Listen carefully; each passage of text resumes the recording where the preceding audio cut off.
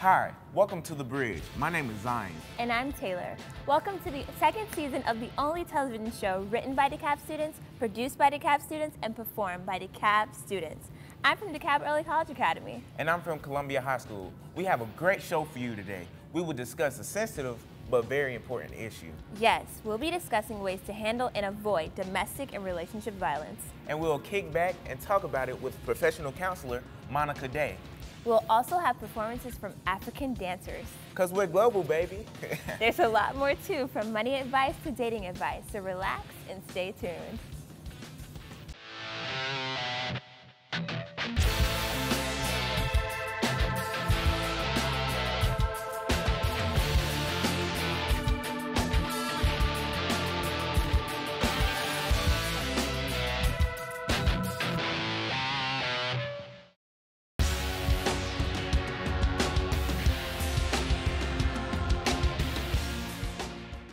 Welcome back. Yes. Let's get started with our African dancers.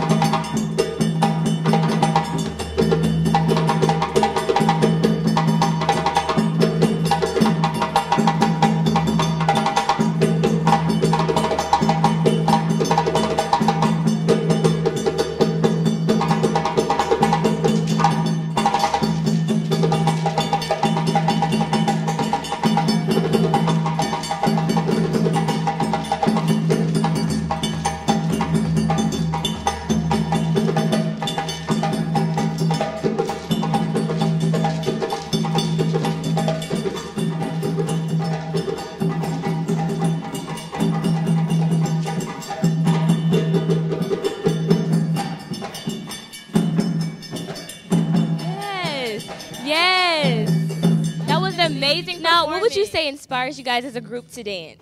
Well, most of all of us are second generation performers in West African drum and dance.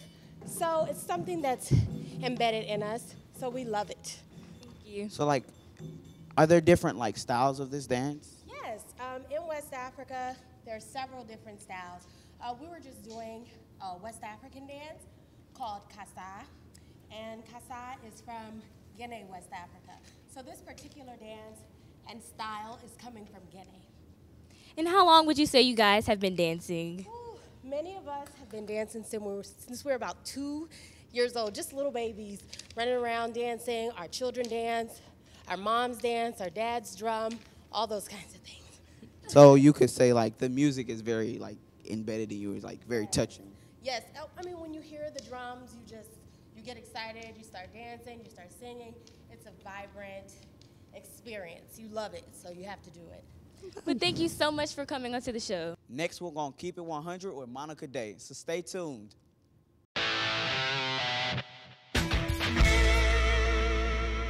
Hello again, and welcome to Keeping It 100.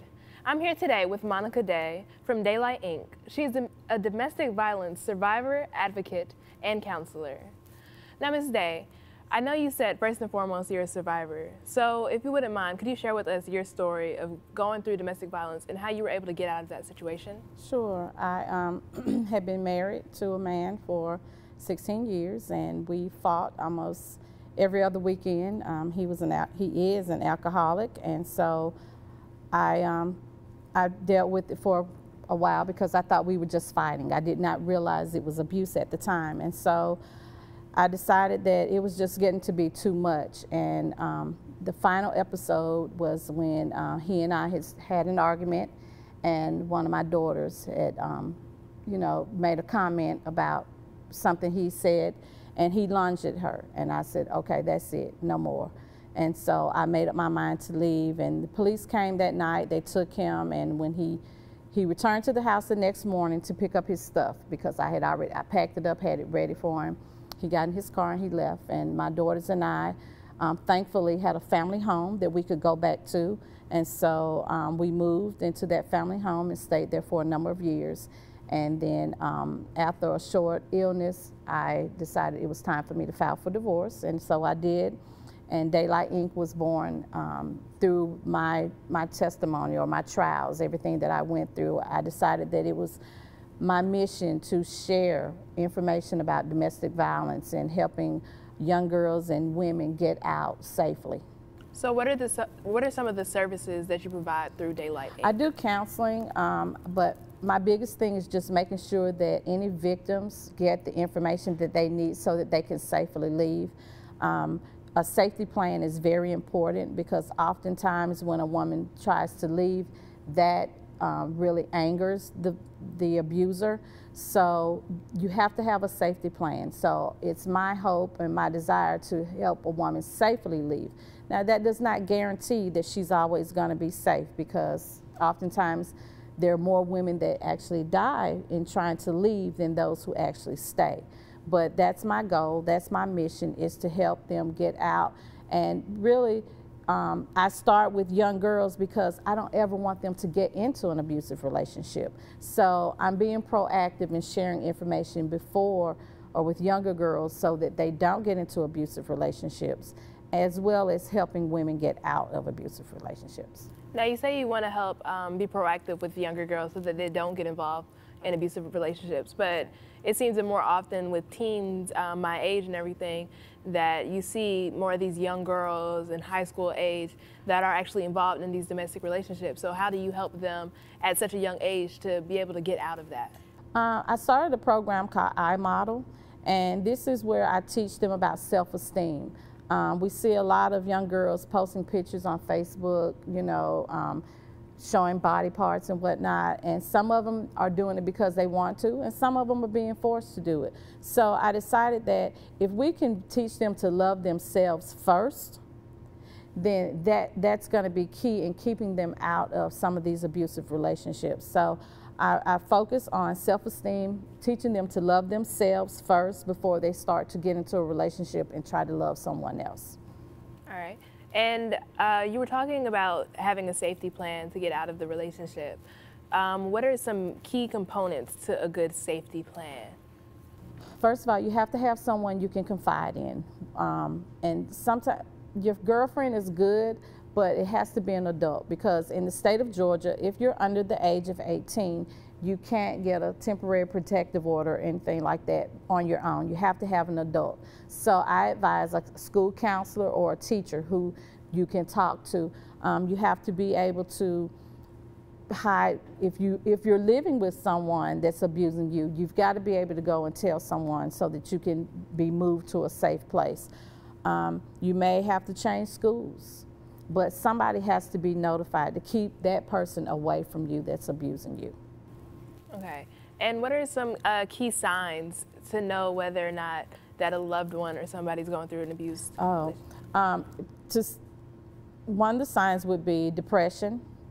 They're not coming around as much, missing family events.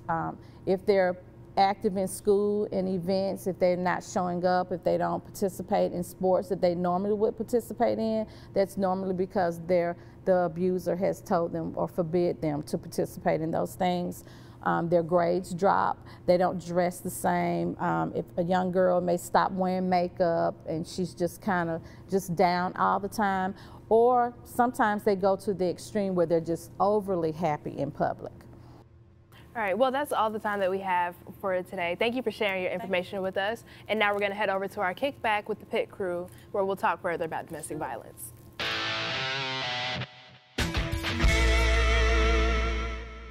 In today's kickback, we're joined by the beautiful Miss Monica Day. And she'll be informing us on information and advice about domestic violence. Now, I just want to ask a question to our kickback. Do y'all know or heard of anybody close to you having domestic violence going on in their relationships? Yes. What are some of the things that we could do to help out?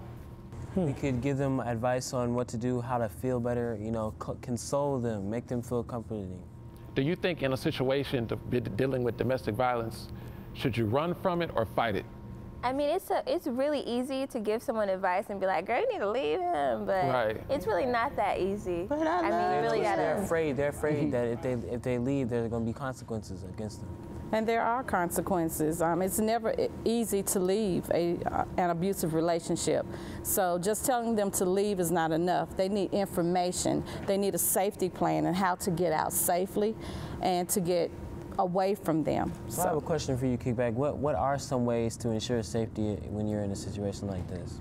I think to get involved with an organization, just like Miss Day has, so you have the information on what to do after you leave, because from what I've heard, because I've never personally experienced one, but from what I've heard, the hardest part about being in an abusive relationship is the time after you leave them. So I think definitely getting the information and having a way to act and having a way to get out and still have your life intact and not have it ruin your life.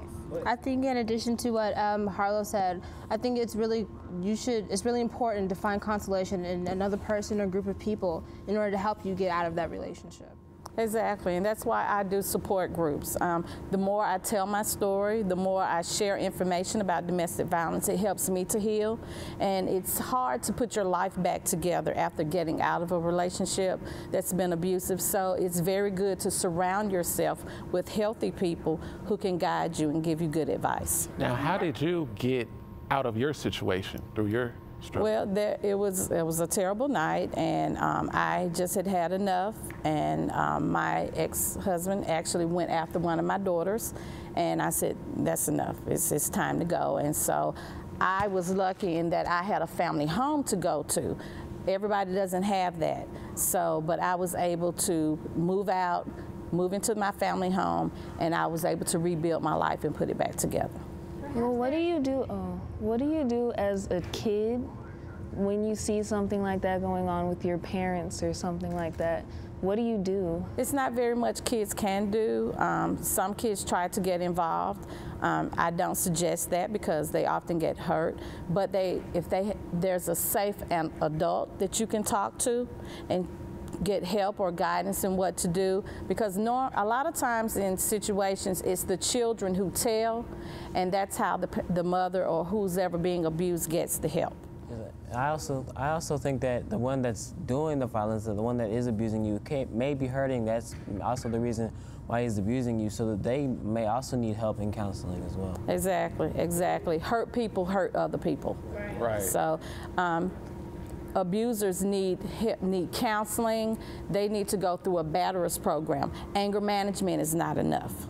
So do you think that, would we all say that leaving is the only way to get out of an abusive relationship? Could you say fix the relationship possibly, or would that not be a... You can't fix it without counseling or help. Well, I knew someone who was in an abusive relationship, and I guess they tried to kind of work it out.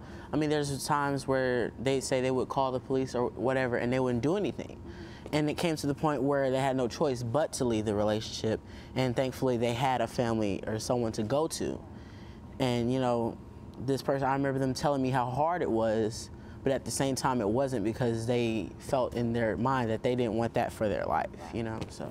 And while there are often times where the abused themselves will like try and get out of the relationship, a lot of times like that fear is so overwhelming. So what are some telltale signs so that you can see like if a loved one or someone close to you may be going through domestic violence? They're very withdrawn. They're not coming to family functions or events as often. They don't want you to come to their house. Oftentimes it's women or girls wear a lot of makeup that they normally would not wear, wearing long sleeves when it's warm outside. Grades drop. And they're just very depressed, unhappy, and although they try to put on a smile and try to pretend like things are okay, they're really not okay. So Ms. Day, you said you counsel men, women, and teenagers. So does that mean that domestic violence can even start as early as teenage years? Oh, yes, absolutely. Teen dating violence starts in middle school. I've dealt with someone as young as middle school who's been in a boyfriend-girlfriend relationship where the boy was beating on her. So there's no age limit. Anyone can be abused. It doesn't matter the sex, race, economic status. It does not matter. Domestic violence does not discriminate. Now I have a question for the group. Let's say one of your friends is in an abusive relationship. What do you think as you, as a friend, as a kid, and as a student can do to help? Encourage them to get out of that, most importantly. So how could you encourage them to do that? But you can help them feel good about themselves and tell them how much they're worth so they know that they're worth a person who truly loves them. And most importantly, they need to feel that and know that they're better than that. You know, just give them telling them skills, ways to cope when they're in that situation instead of being depressed all the time. And you need to tell them that that's not love, being hit and things like that. That's not them caring about you. Exactly. Tell them that you care about them, that you're concerned. Tell them what love really is. Love is not calling me out my name. Love is not hitting you. Love is not throwing something at you. And just keep encouraging them. You can't get tired for them. They have to get tired on their own. But encourage them to talk to an adult. In schools, I advise people to talk to their school counselors or maybe a teacher that you can confide in. Now, I know we've kind of like gone on the other side of, you know, abuse, you know, the person who's being abused, but what about those people who are doing the abusing? If you know someone who is in a relationship where they are the abuser, like, I don't know, do you guys like feel that you would have something to say to them, or? They're hurting too. They are hurting too, and that is the reason why their comfort is hitting or hurting somebody else, because what they're going through mentally is just on another level. It's people in violent relationships are dealing with mental issues. It's just damaging. It's really damaging. But it's mental issues, heart issues. They're not happy with themselves, and so it may have been that they were abused coming up, and oftentimes whoever abused them coming up, they take it out on someone who reminds them of the person that abused them. Right. They feel like abusing is the only way to cope. They feel like that's their only way to feel better in their situation. It's about control, getting what you want any way you want it.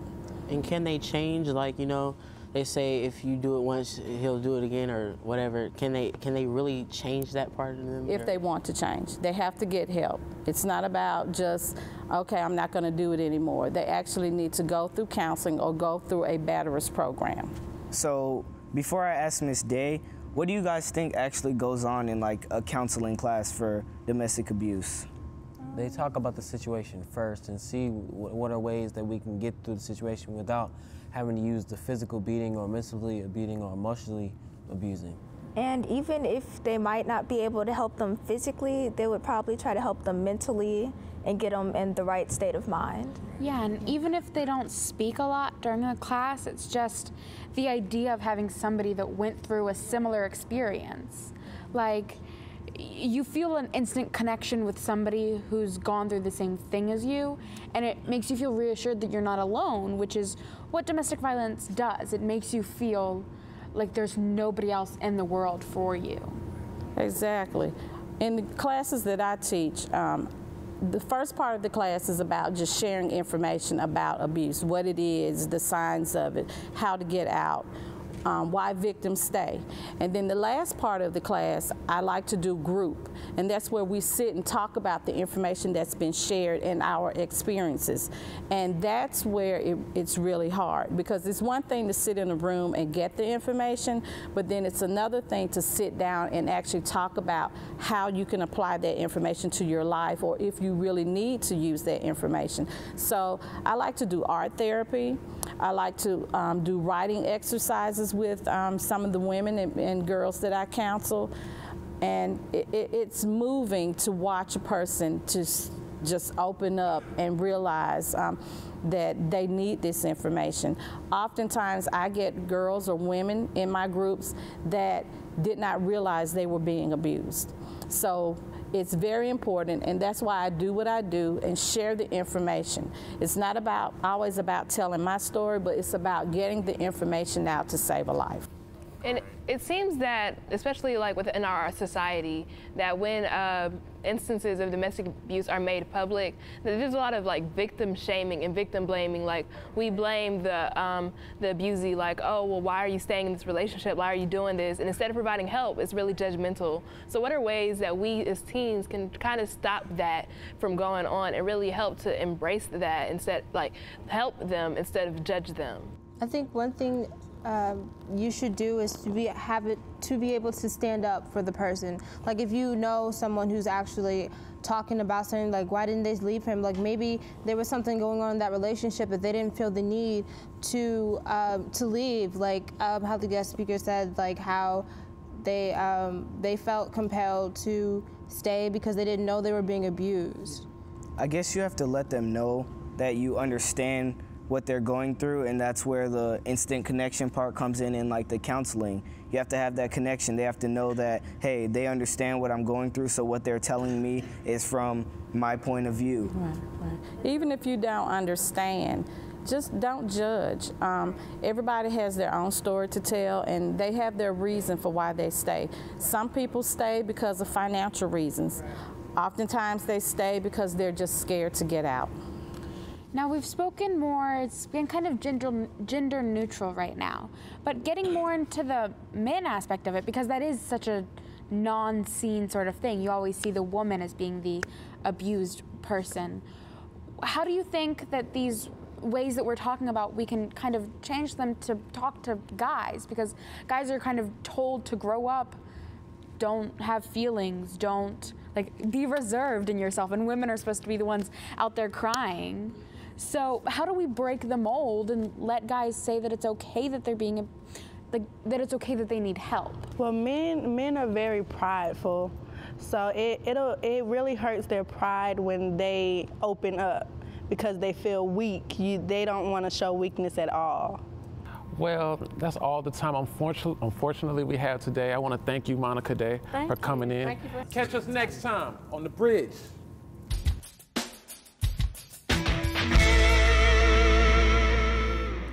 Hi, I'm Alex. And I'm Hannah. And welcome to Code Green, the segment where we give you tips to help live an eco-friendly lifestyle. Last week, we talked a little bit about coal and the impact it can have on the air we breathe. Here's the thing. You breathe, I breathe. We all breathe. Air has to stay clean in order for us to survive. Sadly, air pollution kills upwards of 7 million people every year. It's deadly, and it's one of the biggest problems our generation will have to confront. So what exactly is it? Air pollution is anything in the air that is harmful to humans or the ecosystem. There's all sorts of really complicated names we could throw at you. But know that these pollutants exist in every state: solid particles, liquid droplets, and gases. Some of the biggest players in the air pollution game are motor vehicles, power plants, and toxic fumes from aerosol cans such as hairspray. All of these sources release byproducts into the atmosphere, which causes a litany of bad things to happen. So what can you do to make a positive impact and put an end to air pollution? It's easier than you think.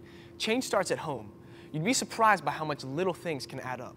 For example, carpooling to work or school reduces carbon emissions from cars by nearly 2/3. Over time, that can mean big things. There are also ways you can help out that you might not have expected.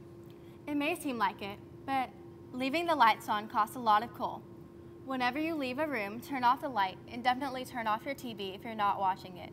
They're the most power-hungry of all home appliances, causing over 200 kilograms of carbon to be released into the air per year. Jeez.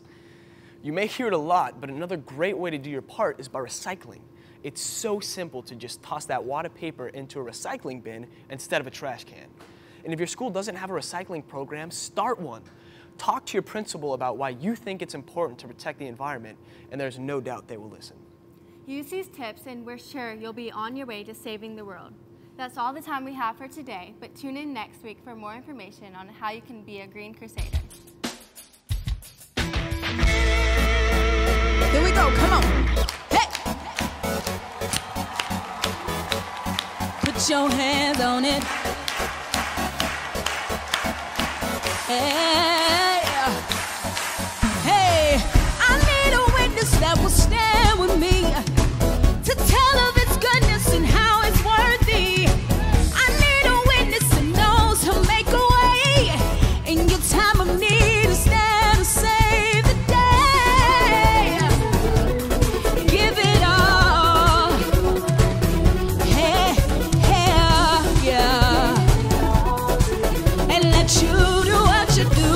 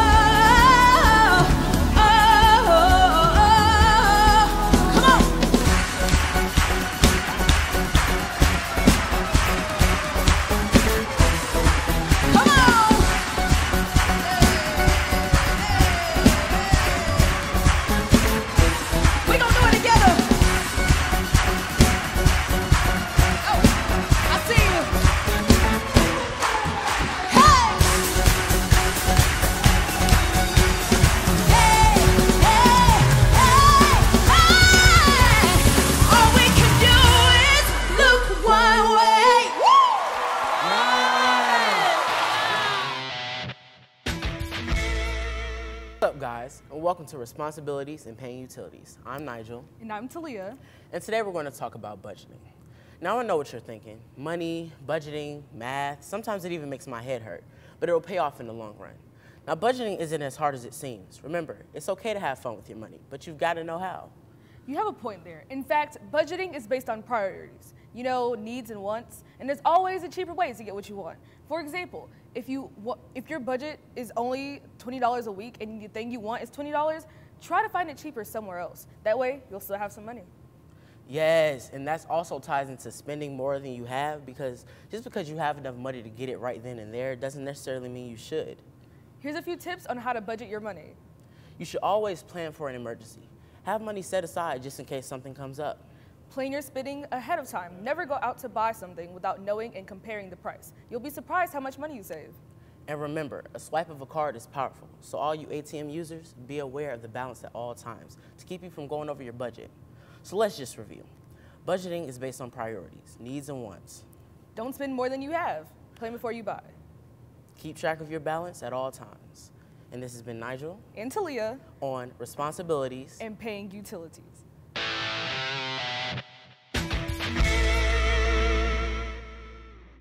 Hello and welcome to our kickback. We're here with Ms. Browner and Ms. Taylor to talk about preferential treatment in schools. So let's start with a group question. How do you guys feel about preferential treatment for athletes or even for gifted students?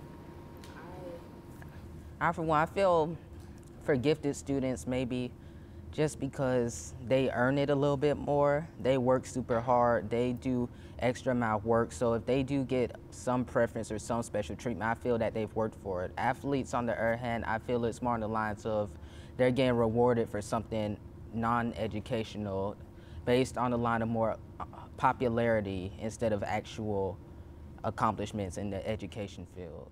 Well, I kind of disagree with that because think about it, every person who joins a school sport doesn't do it for popularity. I play sports because I love doing sports and for scholarships, which is also academic. Extracurricular activities are what you need to get into college, so that is almost considered academic. I actually agree with you because there are kids who do love doing sports because it's like something they love and you can get scholarships to colleges with it, and it is a good opportunity. So I would kind of say I'm okay with them getting a bit more special treatment and gifted students because they do work hard for it. Well, as a student that has received special treatment, I feel sometimes it's not because of what I do in the classroom or outside of the classroom. There might be something in me that the teacher sees that kind of reminds them of themselves. So they kind of, you know, want to guide you in the right direction. Right, it's all about the vibe that you give off to a teacher. But it should still, the teacher should still show that same attention to every student. It's still not right. Right, so just be clear, even though you've received it, you still don't think it's fair. Yeah. Okay. I would love to intercede here. You said something fabulous, young lady, because the key to understanding favoritism in the classroom is, first of all, the teacher has to acknowledge it's not to avoid making you feel special, but instead to find what is special and unique about each one of you. The problem with that is that some teachers tend to not balance those feelings. Some of them will see something in you that reminds them of what they were like in high school. And someone else might see someone over here who has an awesome talent, and they feel like you just need to be out there. And so they're connected with you because of your talent. Another person, it could be simply you are the academic scholar of the classroom.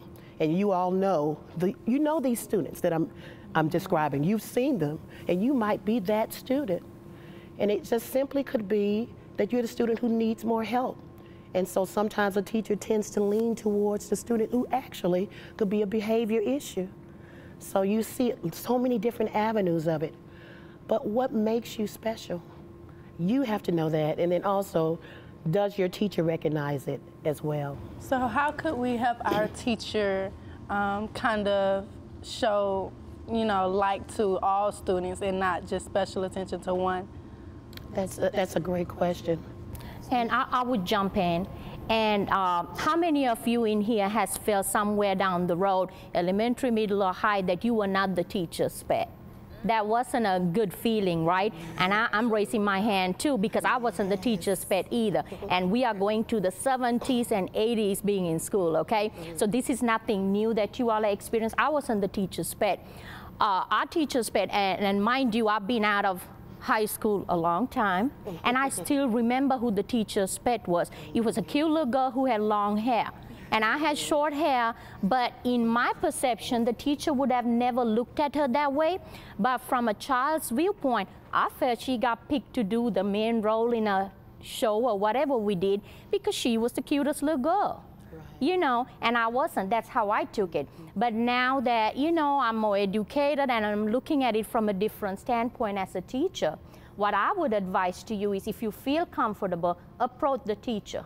You know, and if not, maybe, you know, if you base as teams in school, talk to a team teacher who you bonded with.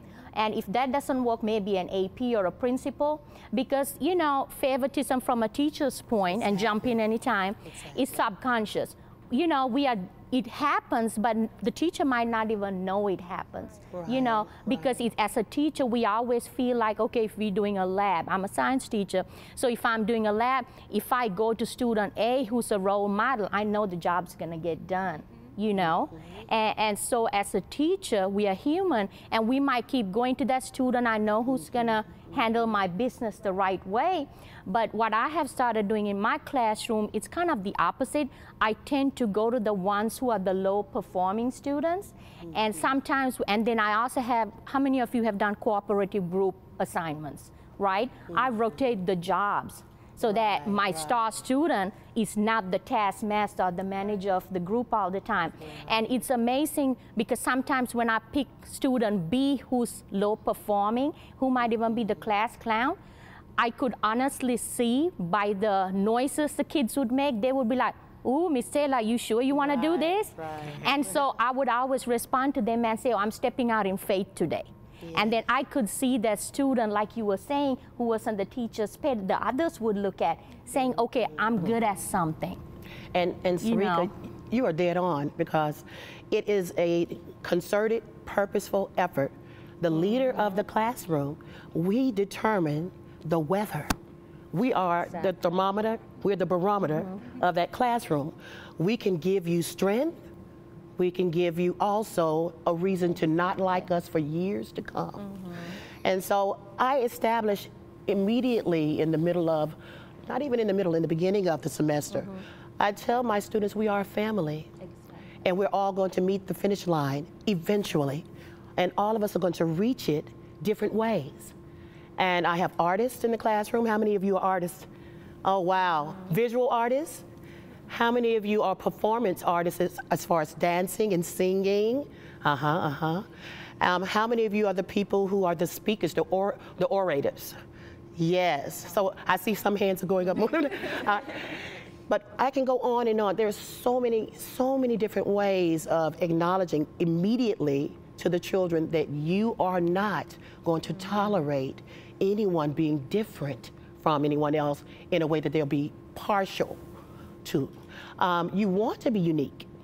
Being different is beautiful, but you also have to establish that we have to respect all of those parameters that might make someone feel less than. Even when a student is bullied, favoritism can actually come into play there as well. Don't you agree? When I do popsicle sticks, when I first meet my students, they have to do an introduction. They peer introduce each other. They interview and then introduce the other one, their partner, to the class. And I get a chance to know all of your hobbies. I get a chance to know your interest, what you feel like you're great at, your life goal. And I need to know who your favorite teacher is and why. I actually enjoy doing stuff like that when my teachers do that. Yes. It's always my favorite thing to do. To get up and speak? Yes. Do you have a lot of opportunities like that in all of your classes? Yes, mostly in the beginning of the semester.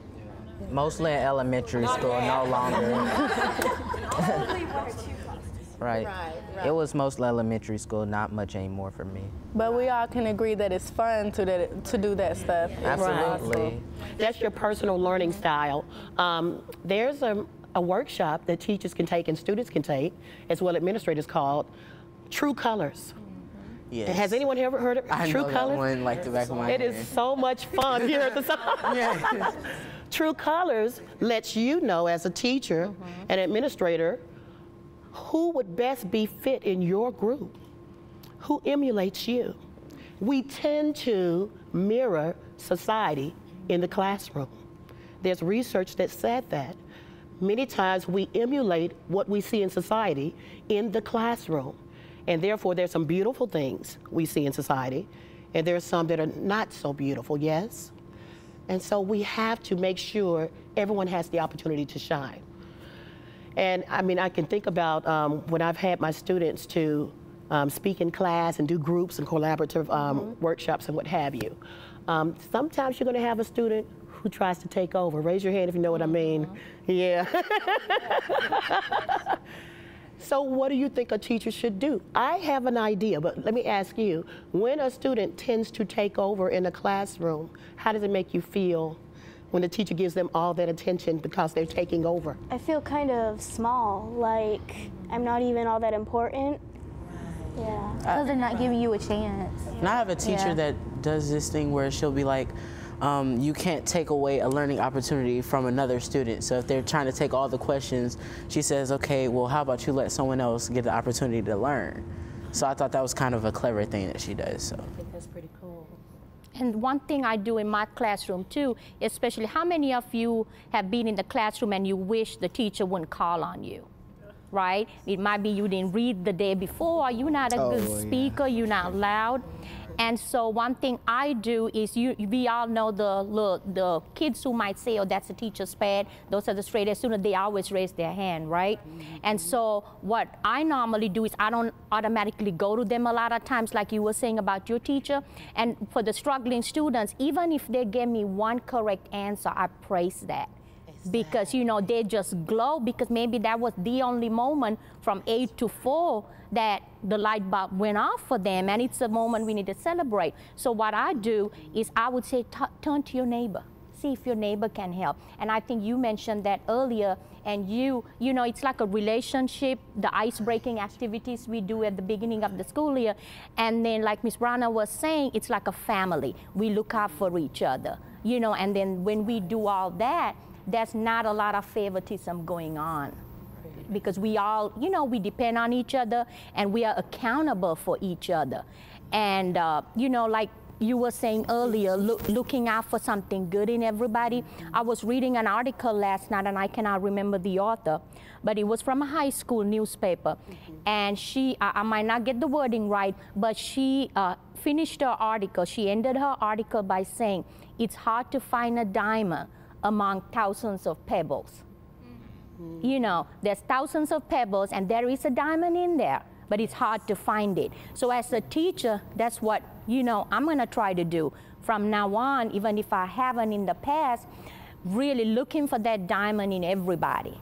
Because can you imagine you walking through, you see rocks, and if we are not trained scientists to find that diamond, we're not gonna look for it, you know? And I know all of you are diamonds. We all have something good. Even now that I'm looking back, remember I shared that story about I wasn't the teacher's pet? There was a diamond in me. My teacher just didn't see it, you know? So that's what I want you all to do, is reach out to those, even the students, you know, and be the spokesperson. You are the leader, you are here today, right? So just reach out and be that spokesperson so that everybody in your classroom, the teacher can see the diamond. It's been a pleasure talking to you all. Y'all make sure y'all tune in next time and kick back with us here on The Bridge. Our athletics can be very useful in school. There's recognition for your achievements, a development of leadership roles, and the opportunity to work with different coaches. In addition to playing sports in school, you can also try to earn sport scholarships. For some students, a high school athletic scholarship is the best chance of getting a quality education. According to recent studies, the yearly cost of attending a public four-year university is $6,185, while private universities average an incredible $23,712 per year. While traditional student aid and loan programs can help, student athletes will want to put themselves in the best positions possible to receive athletic scholarships to the schools of their choice. There are plenty of high school athletic scholarships available from colleges, about 150,000, equaling more than $1 billion. But they won't come looking for you. Instead, if you're hoping for a scholarship, you have to make sure you stand out from the pack and catch recruiters and coaches' eyes. Fortunately, funding for athletic programs continues to rise. According to USA Today, athletic budgets typically rose by 25% from 1995 to 2001, increasing a student athlete's chances. According to the GHSA, or the Georgia High School Association, Constitution and Bylaws for 2014 and 15, at the end of the first semester, the school must determine that the student has a grade of 70% or higher in classes carrying at least 2.5 units. The second semester grade will be the grade given for the entire course and shall include the end-of-course test grade. Remediation programs designed to bring the student's first semester grade up to a 70% or higher may be used in accordance with GSSA guidelines if the school allows such programs for our students. Now let's go talk to some DeKalb students about athletics. Hi guys. Hey. So how do you think athletics can help further your education? Well, I feel like athletics is almost like a motivation because you can't play certain games like at my school or at any school, I'm sure. If your grades are at a certain level, if you're not doing the right things in the classroom, they won't let you play at the game. So it's almost like a motivation to say, okay, I need to do this because, I want to make that touchdown this weekend. So. I think that they are very important. I think that any outside of school activity can enrich your entire high school experience, your entire life experience. They can help you through your entire life, so they're highly important. Okay, what grades do you think athletes should be able to keep in order to continue to play? Personally, I think that all athletes or anybody who's planning to do anything out of high school should at least have a 3.8, at least. What? This is crazy. I feel like, okay, it's great that 3.8, I mean, that's a really good GPA, but I feel that, you should at least give them some leeway because at the same time that they have to bring those grades into class, it is a lot of work going to practice and things like that. So A's and B's, at least bring it down to a 3.0 or something, give them some slack. No? Okay. Thanks, guys. Okay, thanks, guys. And this has been Harlow and Joy with What's the Move?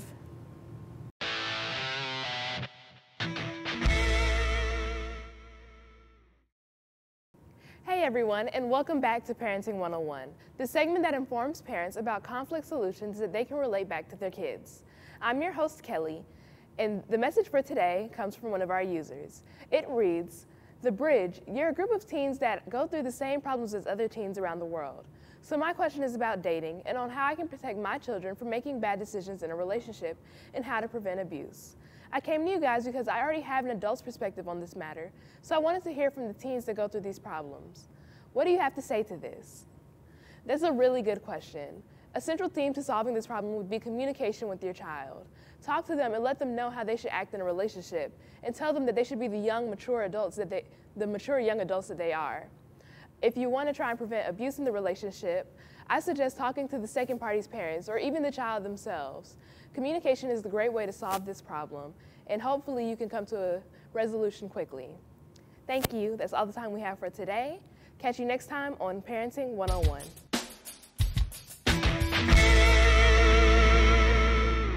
Coming up next, we have a 16-year-old who attends Stone Mountain High School. He's bringing something a little different to the bridge today.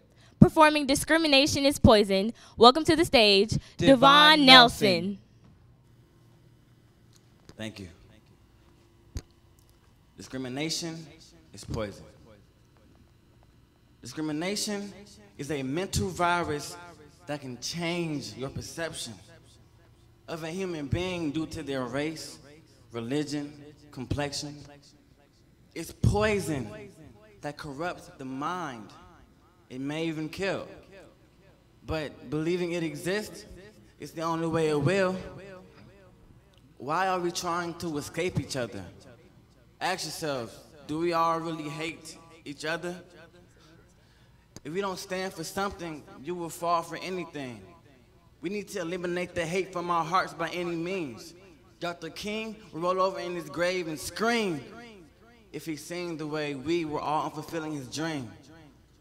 I say we push towards a new planet where loving is second nature and we all understand it. Respect me, I'll respect you. Accept me, I will accept you.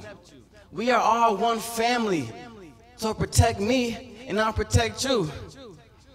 Discrimination is a mental virus that can change how you really feel. But believing it ever existed is the only way it ever will. Thank you. Yes. That was an inspirational performance. Thank you so much. That was just, thank you. So, a part of your poem, you say, what do you stand for? What are some things that you say you stand for? I stand for equality of everyone. And like, what made you write this spoken word poem? Actually, I wrote this poem because I was reading a book by Martin Luther King, and I just remembered like everything he stood for, and then I reflected on our youth of today and how like it was the complete opposite, and it just really touched me deeply. So I made this poem. And would you say like that's sort of like a big topic to you in your mind, I guess? Oh yes, not just in my mind, in society today, because even though discrimination is so-called abolished, it still exists today. Well, thank you again for this beautiful performance. Thank you. Thanks for tuning into The Bridge. We hope that you had fun and learned something with us today about being safe and managing your money. We would like to extend a thank you to all of our guests. We appreciate you coming on the show. Now, be sure to tune in next time when we'll be discussing social media safety. It's more than just posting. That's right. Don't forget to like, subscribe, hashtag it, share The Bridge with your friends. From everyone here, see you next time. Goodbye. Bye.